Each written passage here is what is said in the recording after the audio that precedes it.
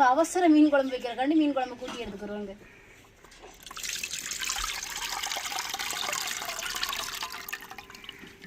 மசாலா சேர்த்துக்குருவோங்க. ஒரு 4 பச்சை மிளகா சேர்த்துக்குருவோங்க. ஒரு தக்காளி பழம் சேர்த்துக்குருவோங்க. கூட்டி வச்ச குழம்பு அடுப்பு தூக்கி போட்டுக்கிறோங்க. நல்லா குழம்பு கொதிச்சு வந்துருச்சு. நம்ம மீனை வச்சு போட்டுக்கிறோம்.